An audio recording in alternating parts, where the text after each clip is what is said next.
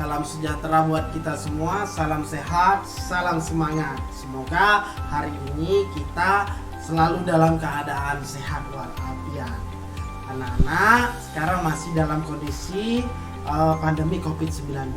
Ingat 3 hal yang selalu Bapak ingatkan ke kalian untuk menghindari virus COVID-19, yaitu gunakan masker ketika keluar rumah, cuci tangan pakai sabun minimal 20 detik, kemudian jangan lupa jauhi kerumunan, jaga jarak.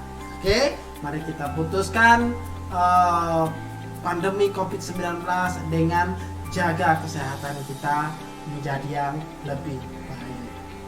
Baik, kita hari ini akan melanjutkan pembelajaran yang kita pelajari, ya, itu kelas 6, tema 2, persatuan dalam perbedaan, subtema 2, rukun dalam perbedaan, dan pembelajaran 3 halaman 63 sampai dengan halaman 72 untuk buku revisi 2018. Anak-anak, seperti biasa, sebelum kita lanjut pembelajaran, kita harus mengetahui dulu terlebih dahulu tujuan pembelajaran kita hari ini. Baik, kita mulai ya. Adapun tujuan pembelajaran kita hari ini adalah yang pertama, diharapkan nanti setelah membaca teks kita mampu mengidentifikasi ciri-ciri kalimat efektif pada teks tentang semangat persatuan di masa persiapan kemerdekaan Indonesia.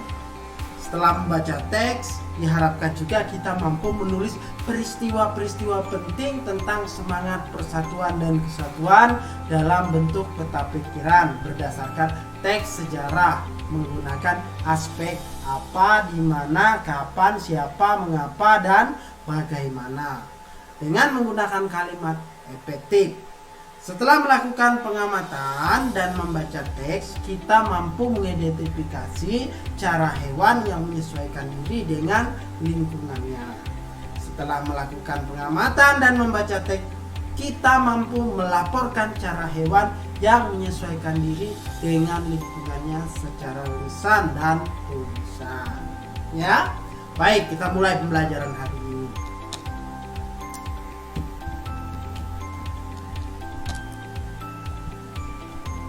Amati gambar berikut ini. Gambar di atas menceritakan sekelompok siswa yang sedang bermain ayam dan elang. Dalam permainan ini, sekelompok siswa berperan sebagai ayam dan mereka mempunyai tujuan untuk melindungi diri dari serangan elang. Bagaimana tujuan tersebut dapat tercapai? Apa yang harus dilakukan setiap anggota kelompoknya? Tentunya mereka harus bekerja sama untuk melindungi anggotanya, sehingga bagi siapapun yang kerjasamanya lebih baik, dia akan memenangkan pertandingan, dan sebaliknya bagi siapapun kelompok yang tidak menjaga kerjasamanya dengan baik, dia dipastikan akan kalah. Begitu juga dengan perjuangan pada masa lalu, tentunya ada kerjasama yang baik. Mari kita pelajari tentang perjuangan masa lalu ya. Oke, bacalah teks berikut di dalam hati sambil dengarkan Bapak yang akan bacakan juga ya. Pertempuran Ambarawa. Pada tanggal 20 Oktober 1945, tentara sekutu di bawah pimpinan Brigadir Battle mendarat di Semarang dengan maksud mengurus tawanan perang ya. Kemudian kedatangan sekutu ini diboncengi oleh Netherlands Indies Civil Administration atau NICA. Ini tentara yang berasal dari Belanda ya. Namun ketika pasukan sekutu dan NICA telah sampai di Ambarawa dan Magelang untuk membebaskan para tawanan tentara Belanda, para tawanan tersebut justru dipersenjatai sehingga menimbulkan kemarahan pihak Indonesia. Tepatnya pada tanggal 26 Oktober 1945 di kota Magelang terjadi pertempuran antara pasukan Tentara Keamanan Rakyat atau TKR dengan pasukan gabungan Inggris dan UK. Insiden tersebut terhenti setelah Soekarno dan Brigadir Bethel melakukan perundingan dan memperoleh kata sepakat. Namun ternyata pihak sekutu mengingkari janji.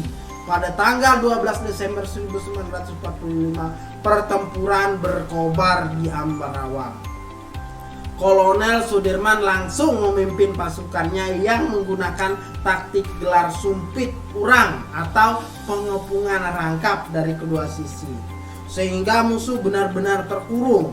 Setelah bertempur selama 4 hari, pada tanggal 15 Desember 1945 pertempuran berakhir. Indonesia berhasil merebut Ambarawa dan sekutu dibuat mundur.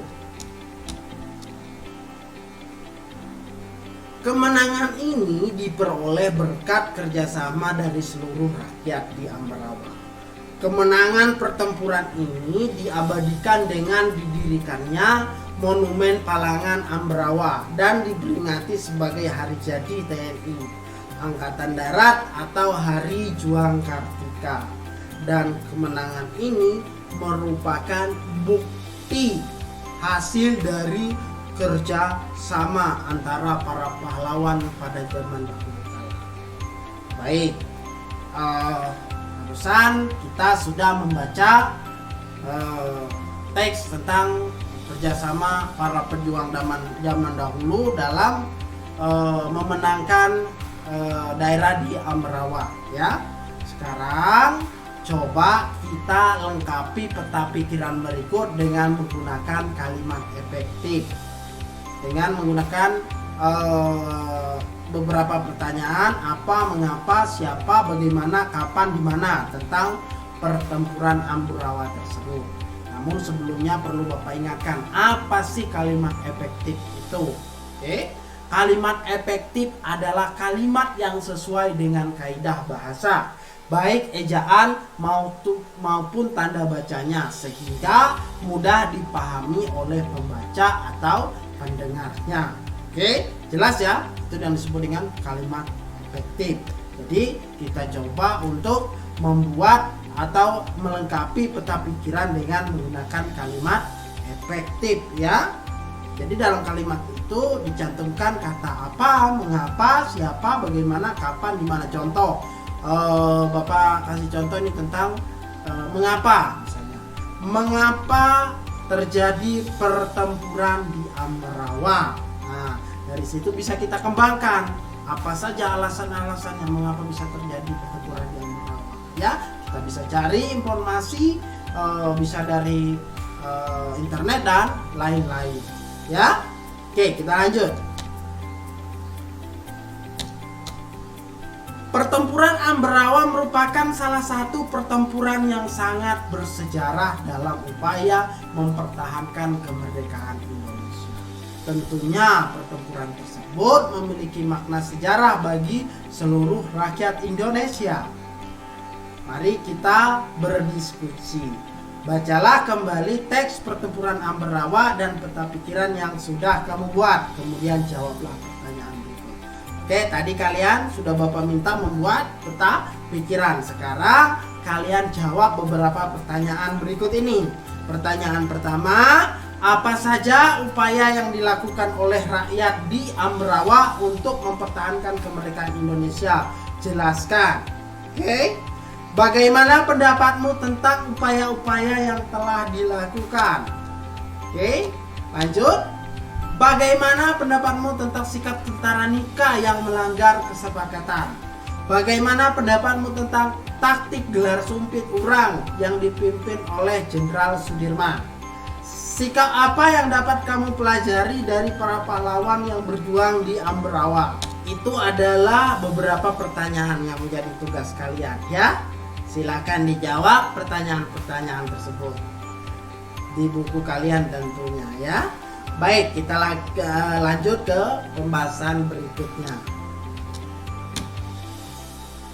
Tahukah kamu bahwa untuk memenangkan pertempuran di Ambarawa diperlukan kerjasama, persatuan, dan taktik agar bisa menang?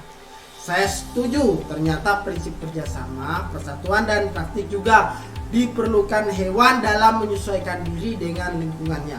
Bagaimana hewan menyesuaikan diri dengan lingkungannya? Mari kita pelajari. Tahukah kamu bahwa beberapa hewan juga menggunakan prinsip kerjasama, persatuan, dan taktik agar dapat menyesuaikan diri dengan lingkungannya? Hiena adalah salah satu contohnya.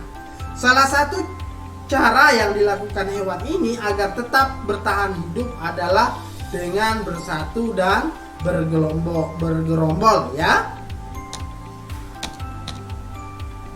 Ayo kita baca berita dari surat kabar berikut dalam hati ya. Silakan kalian baca dan dengarkan yang Bapak bacakan juga ya. Hiena adalah hewan paling pintar di dunia. Apabila ada anggapan bahwa simpanse, anjing, atau lumba-lumba adalah hewan terpintar saat ini, mungkin pernyataan tersebut betul, namun kurang tepat. Menurut penelitian, hewan terpintar di muka bumi adalah hiena. Dr. Sarah Benson Amram dari Universitas Oak Edge Andrews mengatakan bahwa hiena adalah hewan terpintar karena binatang tersebut dapat mengatasi masalah secara naluri dan juga dapat berhitung. Ya, kita lanjut. Dalam penelitiannya, Sarah berhasil menyimpulkan bahwa tingkat kepintaran seekor hewan ditentukan dari cara mengatasi masalah. Hiena mempunyai strata sosial lebih tinggi dari jenis lainnya dan dapat mempertahankan wilayahnya dengan cara memanggil rekan mereka. Hiena akan mengusir hewan lain yang masuk ke wilayahnya dengan cara bergerombol. Hewan ini dapat menghitung jumlah penyusup di wilayahnya dan memperkirakan berapa rekan yang harus hadir untuk mengusirnya. Hiena mempelajari cara untuk mengatasi masalah dari kesalahan dan percobaan. Hal ini seperti yang dilakukan manusia ketika menghadapi suatu masalah, ungkap Sarah seperti yang dikutip Telegraph tahun 2009. Dia juga menjelaskan bahwa walaupun banyak hewan lain yang melakukan metode seperti yang dilakukan hiena, namun hewan ini lebih cepat dalam melakukannya. Hiena lebih kreatif daripada hewan lainnya, lanjut Sarah. Mungkin di kemudian hari, karena dikatakan lebih pintar, maka NASA dapat menggunakan hiena sebagai penelitian keluar angkasa. Selama ini, NASA hanya menggunakan simpanse dan beberapa hewan kecil lainnya untuk hal tersebut. Bagaimana cara hiena mempertahankan diri dan wilayahnya? Tentu tadi sudah dijelaskan, mereka bergerombol. Hiena akan mengumpulkan teman-temannya menyesuaikan dengan jumlah dari musuh-musuhnya ya. Itu adalah teknik hiena untuk mempertahankan diri mempertahankan diri di wilayahnya ya. Apa perbedaan hiena dengan hewan lain dalam mengatasi masalah? Tentu hiena lebih cepat berinteraksi atau menghadapi masalah yang ada di hadapannya dengan cara tadi ia memanggil teman-temannya, sedangkan hewan lain tidak bisa melakukan hal tersebut. Itulah perbedaan antara hewan hiena dengan hewan-hewan lainnya ya. Jelas ya? Oke. Sekarang kita lanjut ke bagaimana cara hewan menyesuaikan diri. Perhatikan gambar dan baca teks yang berikut ini. Yang pertama, kamuflase. Itu adalah kemampuan yang dilakukan oleh seekor belalang sembah. Hewan ini menyesuaikan diri dengan kondisi tempat yang sesuai dengan tubuhnya. Misalnya belalang daun dan belalang sembah. Belalang sering hinggap pada daun untuk menyesuaikan warna dan bentuk tubuhnya, sehingga siapapun yang di dekatnya bisa terkecoh dengan warna yang mirip dengan daun tersebut. Jika dia menempel di daun warna hijau, maka dia akan sembunyi di situ, sehingga warna daun dengan warna tubuhnya itu hampir sama. Jadi musuh-musuhnya sering terkecoh dengan hal tersebut, sehingga tidak membahayakan bagi hewan tersebut atau belalang tersebut. Dan perilaku seperti ini disebut dengan kamuflase, ya. Kita lanjut. Hewan berikutnya adalah mimikri, yaitu kemampuan untuk mengubah diri, ya. Itu terjadi pada bunglon, menyesuaikan diri dengan mengubah warna kulitnya sesuai dengan tempat ia berada. Misalnya ketika bunglon berada di batang kayu, warna kulitnya akan berubah dari hijau menjadi kecoklatan dan kehitam-hitaman. Sebaliknya, perubahan warna ini membuat bunglon mampu membaur dengan lingkungannya. Dan bunglon ini adalah salah satu hewan yang berbahaya karena sengatannya sangat berbahaya, beracun, ya. Jadi hati-hati, karena ketika kita misalnya duduk di hutan, dia bisa merubah badannya sama dengan warna pohon, warna daun dan lain-lain, sehingga kita tidak melihatnya. Kita harus lebih hati-hati, dan kemampuan ini disebut dengan mimikri, ya. Oke, kita lanjut.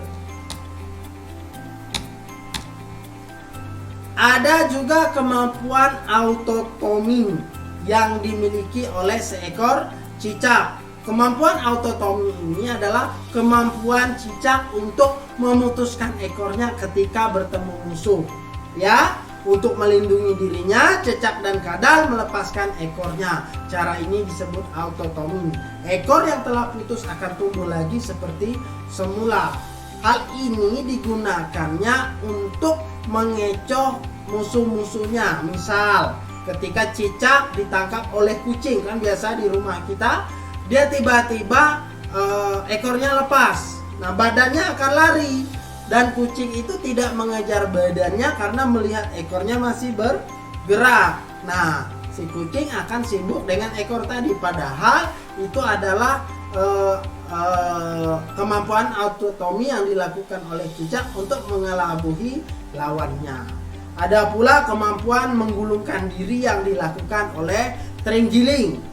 Terenggiling melakukan penyesuaian diri dengan menggulungkan tubuhnya membentuk spiral. Caranya ini dilakukan untuk melindungi diri dari serangan musuh. Contoh hewan lain yang menggulungkan diri adalah lipan, ya. Dan ada lagi hewan lainnya seperti kaki seribu, ya, itu dengan cara menggulungkan diri. Baik, sekarang tugas kedua buat kalian, coba cari tahu bagaimana hewan berikut menyesuaikan diri. Yang pertama cumi-cumi, yang kedua walang sangit, dan yang terakhir adalah siput. Itu coba kalian cari tahu bagaimana cara dia mempertahankan diri, ya. Untuk hari ini mungkin cukup sekian dulu. Mudah-mudahan pelajaran yang kita pelajari hari ini bermanfaat buat kita semua. Wabillahi taufiq wa hidayah. Wassalamualaikum warahmatullahi wabarakatuh. Salam cerdas.